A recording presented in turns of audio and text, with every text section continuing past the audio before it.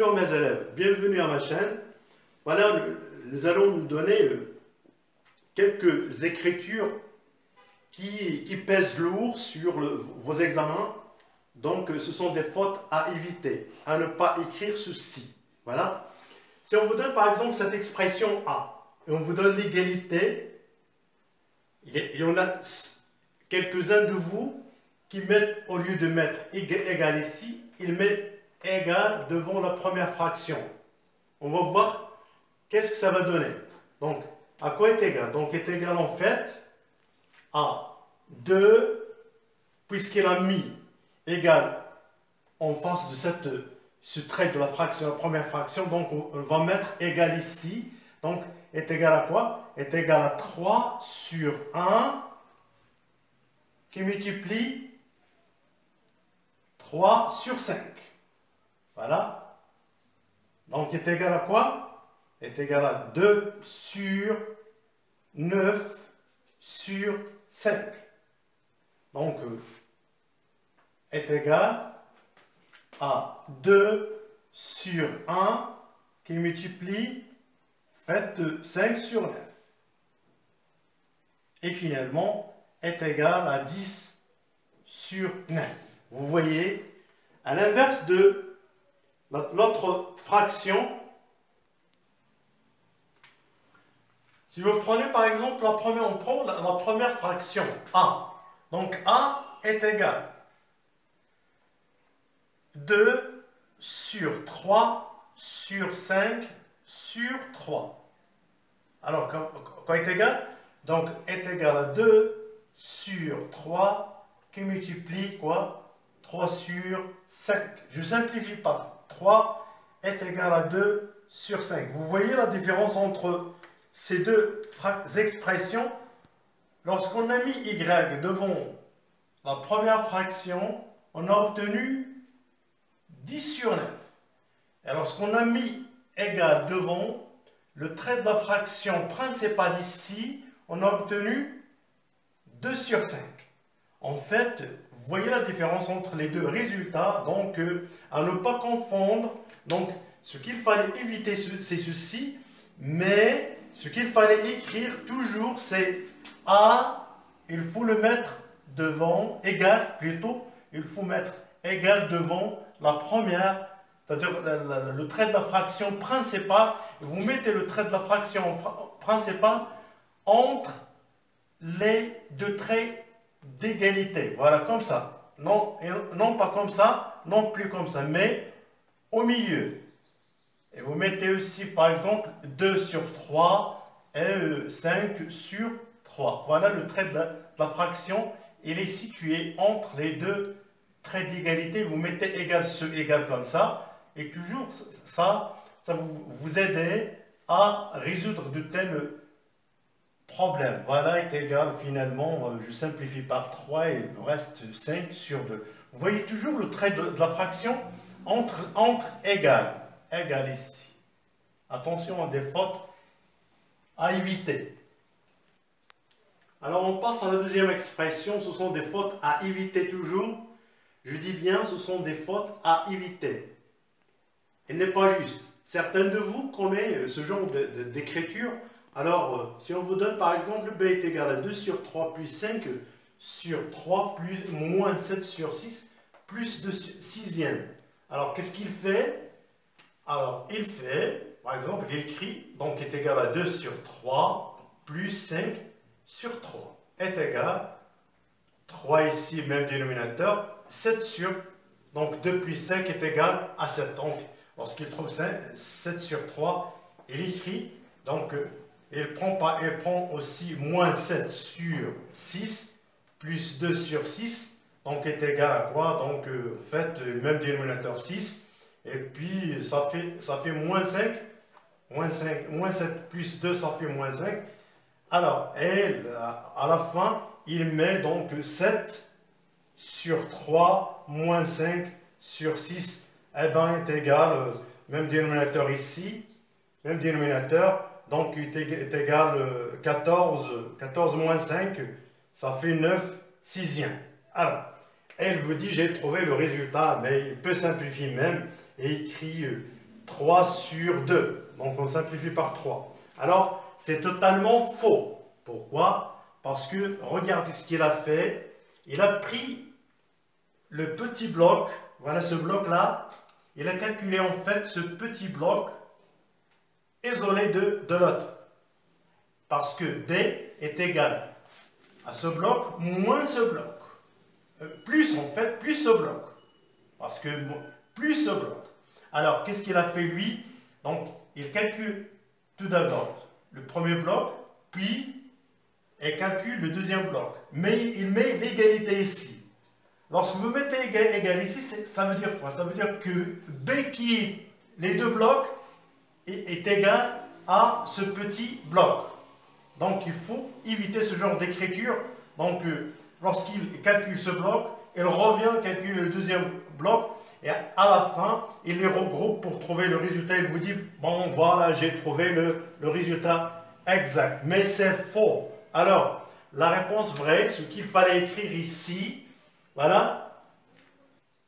Alors, l'écriture juste, c'est comme suit. Vous avez ici deux blocs, en rouge et en vert. Alors, à quoi est égal ceci? Je calcule simultanément les deux membres. Alors, je mets ici le même dénominateur, c'est 3. Et puis ici, de plus 5. Et ici, là, je mets le plus.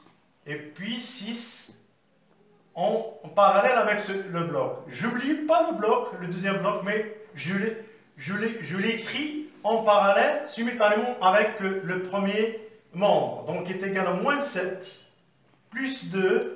Finalement est égal à 7 sur 3 plus, en fait, moins, donc moins 5 sur 6. Alors, qui est égal, je mets le même dénominateur, c'est ici 14, moins 5, c'est 9 sur 6, et bien, est égal à 3 demi. Voilà, voilà la bonne réponse. Ici, il fallait mettre ceci simultanément. Je calcule pas uniquement le premier bloc et j'oublie le deuxième bloc. Non, je l'ai fait simultanément. Voilà le premier membre, voilà le deuxième membre, toujours voilà le deuxième membre, le premier membre, et finalement je regroupe, je fusionne entre les deux groupes pour former le résultat final. Voilà l'écriture juste. Alors, d'autres fautes à éviter. Par exemple, si on vous donne, pour les gens de la 3e année collège, lorsqu'il s'agit de calculer des racines, comme ça, des expressions qui comportent des racines, alors on vous donne x est égal à racine carrée de 36 qui multiplie racine carrée de 49. Alors, qu'est-ce qu'il fait et qu'est-ce qu'ils font? On est égal, en fait, à racine carrée, il fait le produit de 36 avec 49, donc est égal finalement, avec rien qu'à...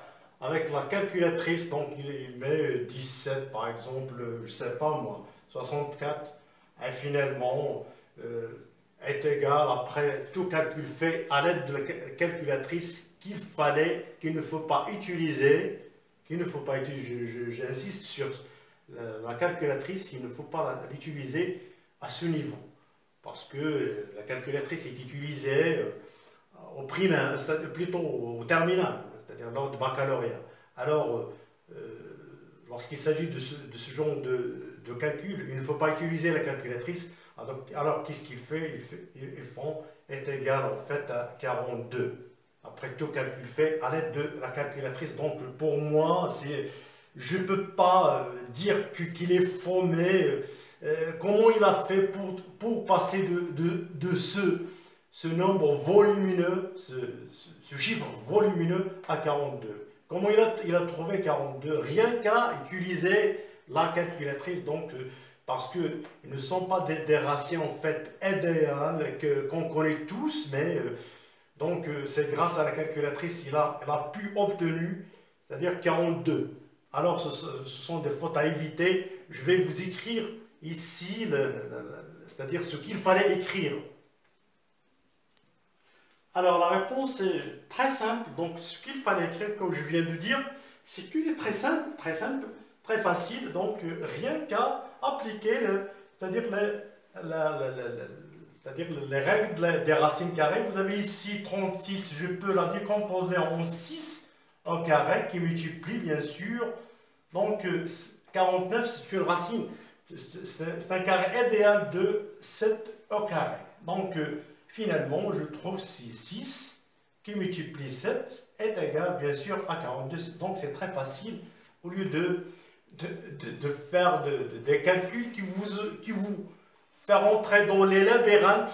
Les labyrinthes, ce sont des passages sans issue, l'impasse. Lorsque vous faites le produit de 36 avec 49, donc vous tombez sur des nombres volumineux, très grands nombres auxquels vous ne pouvez pas, c'est-à-dire trouver la racine facilement, rien qu'avec la calculatrice qui est déconseillée à utiliser dans c'est-à-dire la troisième année. Alors, il y a une chose, passons, puissance, c'est-à-dire moins 1, le fameux moins 1 avec sa puissance, elle est très bien connue.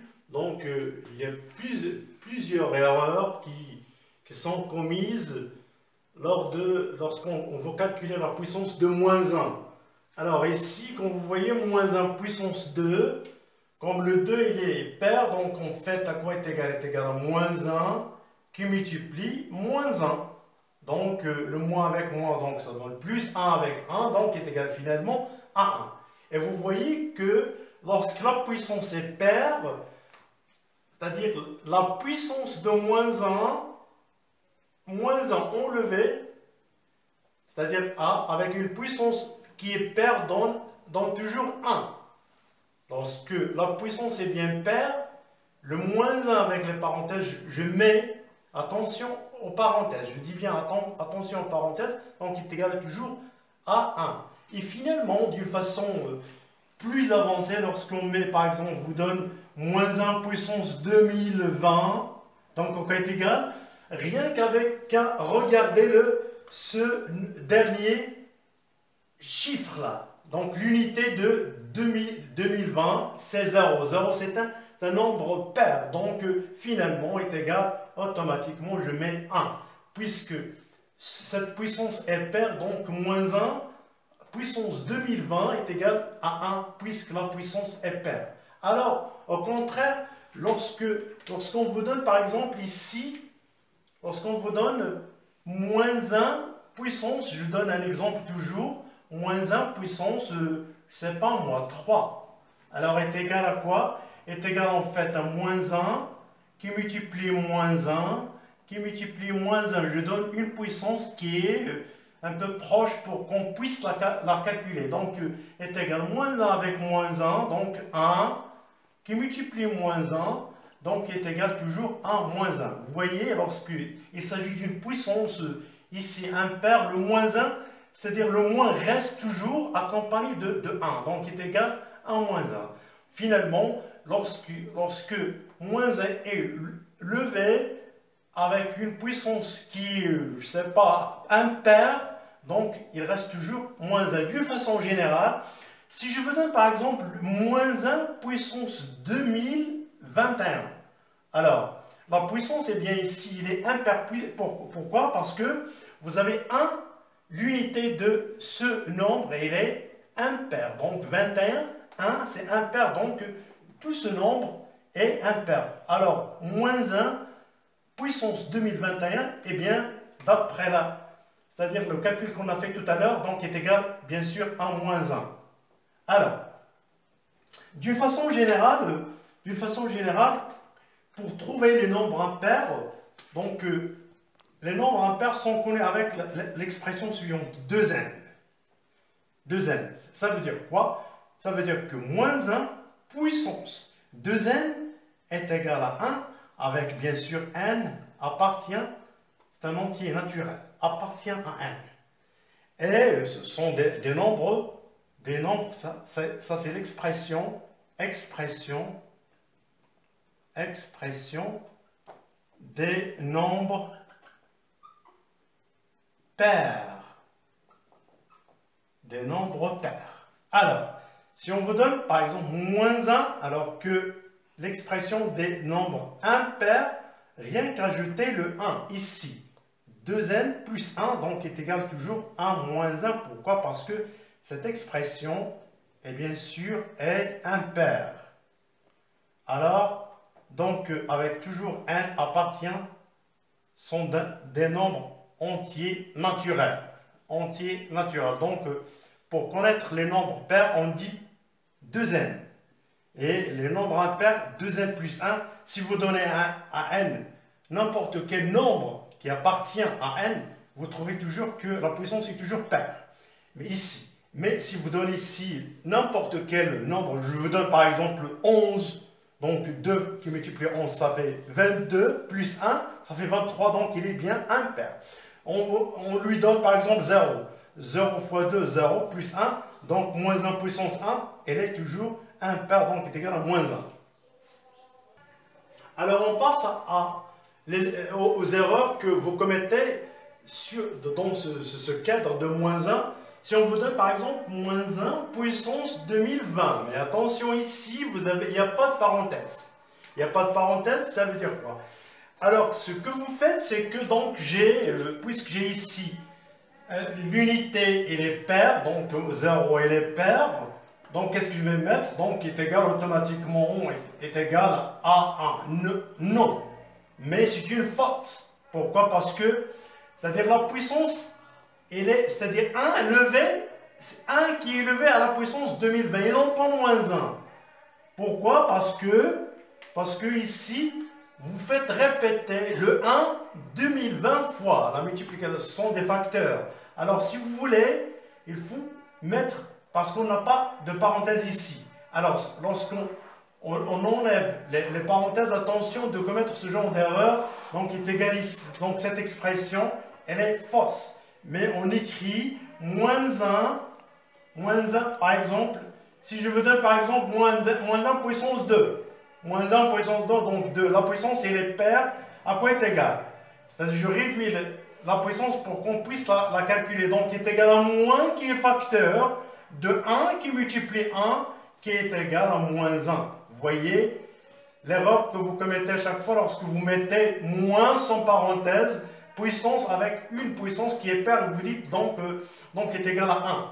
Donc, mais au contraire, il est égal à moins 1. Donc finalement, moins 1 puissance plutôt 2020 qui est égal bien sûr à moins 1.